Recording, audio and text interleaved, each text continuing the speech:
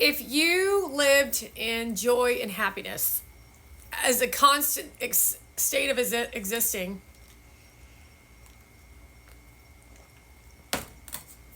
you never innovate, you never evolve, you never learn. You literally, it's like, anybody have a kid out there or know a person who all they did was party all the time? That's literally this joy nonsense of these influencer freaks. They're all freaks. That's why you're so like enthralled with watching them. It's just, I can't believe they would do that. I can't believe they would act like that and think like that and say things like that. I can't believe they would treat their kids like that. And that feeling of shock is their creation of a spark to think in their lie manifestation that people like that shit, but nobody likes that shit. You know, it's like telling that person over and over again, you need to stop drinking alcohol. You need to stop drinking alcohol and get a real job. You need to figure your shit out. You need to figure your shit out. So all those conversations around what people are telling you is that you don't need to figure it out. You need to figure it out. Living in joy and happiness is not where anyone wants to exist on a constant. That's called anxiety.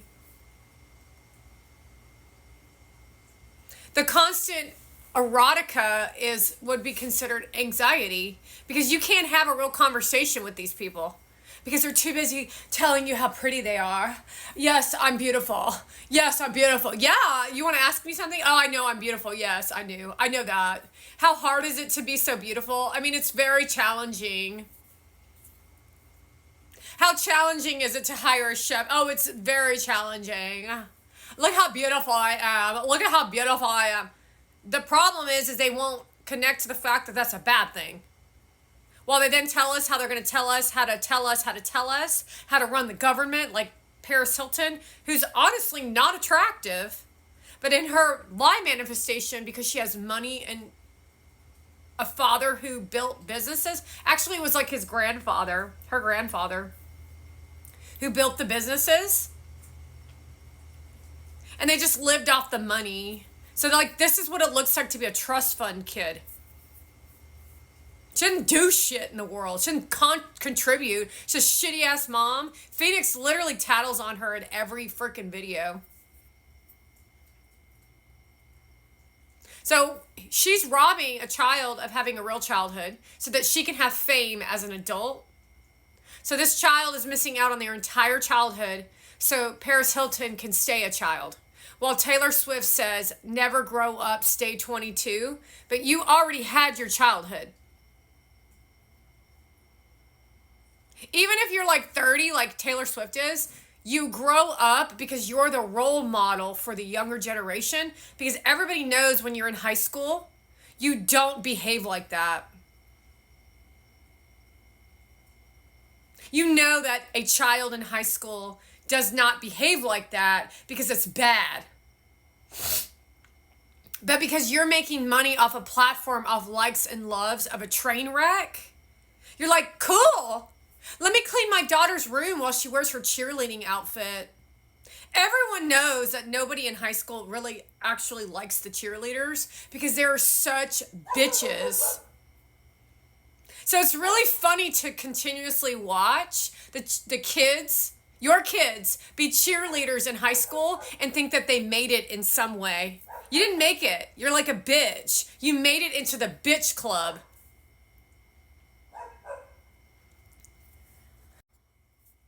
One and a two and a 1, 2, 3, 4. I love myself and I'm pretty as can be. I'm gonna sleep with the football player because it's all about me. I like to feel popular. I want to be a girl. I want to be the one who sings like a squirrel. Wow, look at those boys on the team. They sure are hot and I sure love me.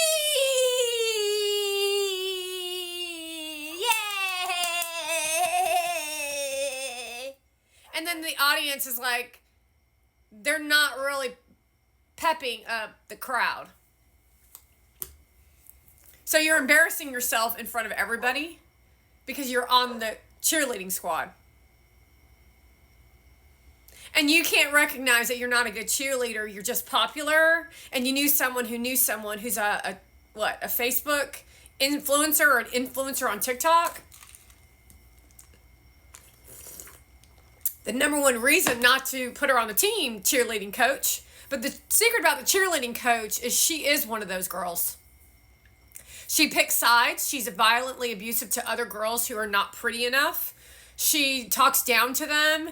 She's abusive. She thinks she's better than. She's stuck up. She acts like the mother of, yet she's just like those girls with the selfies. Oh, kind of like a Kim Kardashian, but her cheerleading squad looks a little different. While contributing to no one in society. So it's another phase in existence of where they don't deliver to anyone of any form of contribution. But you as the adults are either extremely afraid of them, because they might take you to court because you said no, and they'll say that you made them wear costumes and, I don't know, some weird shit that you came up with to get attention. That's the mentality of the modern day influencer called your children in high school who are on TikTok that shoo violated children's rights. So there's child endangerment on TikTok. Did you allow a child to go viral overnight? Then you endangered a child's life, and some of them are already dead. How many people have physically died from TikTok so far? Several. We've known of several, which means Choo-Choo's responsible for those deaths. Yet they continuously produce content, and Charli D'Amelio keeps producing content doing this fucking shit, while no one's the wiser of her nasty behavior. Or are you? While no one does anything about it. Or are you doing something about it? And then we're just sitting here waiting for the shoe to drop, but you're all the shoe.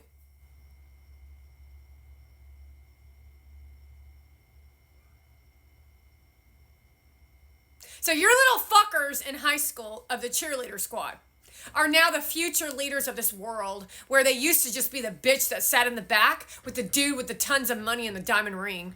And now you made them, Gary V, the ones that we got to listen to on how we're going to live our lives through eating clean, where she eats the most bougie style living while everybody else eats dirt for a living because she's so Persian. Let me wear a brown shirt like her.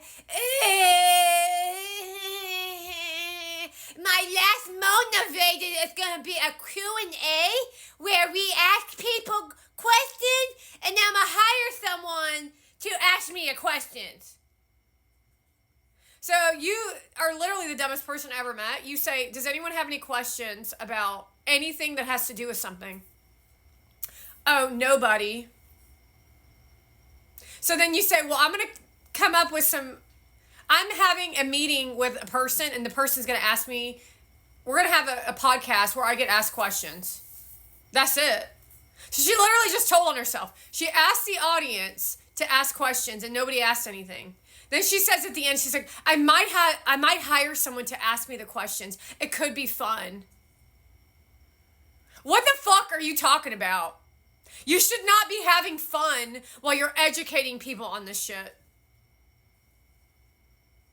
What a fucking idiot. About beauty and health and wellness? Wait a minute, aren't you a pharmacist?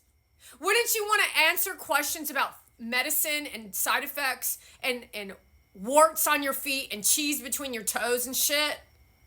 And how to cure that shit? But she doesn't do none of that. She just fluffs her fucking hair and says, I'm so hot.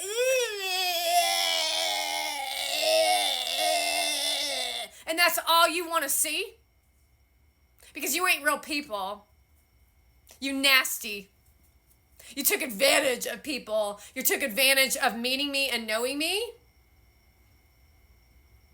And you're all going fucking to jail for what you fucking did.